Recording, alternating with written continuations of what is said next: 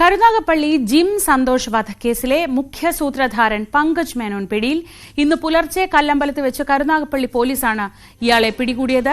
പങ്കജിനെ ഉന്നത പോലീസ് ഉദ്യോഗസ്ഥർ ചോദ്യം ചെയ്യുന്നു. ഇതോടെ 7 പേരാണിപ്പോൾ കേസിൽ പിടിയിലായിട്ടുള്ളത്. വിവരങ്ങളുമായി വിനീഷ് ചേരുന്നു. വിനീഷ്, ഇയാളാണ് ഈ കൊട്ടേഷൻ നൽകിയത് എന്ന വിവരങ്ങളാണ് ആദ്യഘട്ടത്തിൽ പുറത്തു വന്നത്. ഇപ്പോൾ ഇയാൾ എവിടെയാണുള്ളത്? എവിടെ നിന്നാണ് ഇയാൾ പിടിയിലായത്?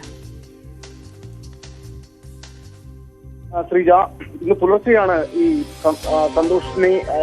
സന്തോഷ് വധക്കേസിൽ മുഖ്യ സൂത്രധാരനായ പങ്കജ് മേനോനെ പിടികൂടാൻ സാധിച്ചതെന്നാണ് പോലീസ് പറയുന്നത്. രഹസ്യ വിവരത്തെ തുടർന്നുള്ള ഒരു അന്വേഷണത്തിലായിരുന്നു ഇയാൾ പിടിയിലായിരിക്കുന്നത്. കല്ലമ്പലത്ത് ഇയാൾ ഒളിവിൽ കഴിയുന്നു എന്നുള്ളൊരു വിവരമായിരുന്നു പോലീസിന് ലഭ്യമായത്. തുടർന്നുള്ള പരിശോധനയിൽ ഇയാളെ പിടികൂടുകയായിരുന്നു. കരുനാഗപ്പള്ളി സ്പെഷ്യൽ ടീമാണ് ഇയാളെ പിടികൂടിയത്. ഇന്ന് പുലർച്ചെ 3:30 കൂടി നടത്തിയ ഒരു ഓപ്പറേഷനിലാണ് ഇയാളെ പിടികൂടാൻ സാധിച്ചതെന്നാണ് അറിയുന്നത്.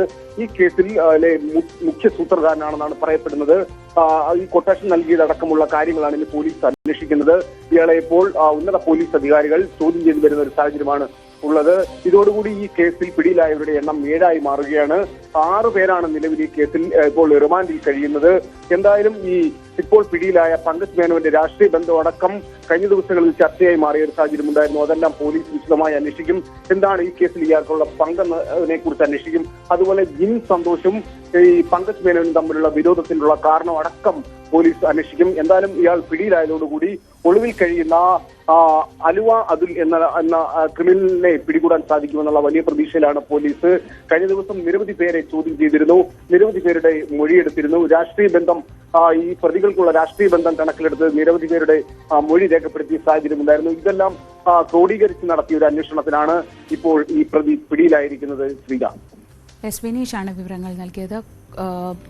ഈ കേസിൽ ജിം സന്തോഷ് വധക്കേസിൽ ഏറ്റവും പ്രധാനപ്പെട്ട പ്രതിയാണ് പങ്കജ് മേനോൻ. ഇയാൾ ഒളിവിലായിരുന്നു. പങ്കജിനെയാണ് ഇന്ന് പുലർച്ചെ പിടികൂടിയത്.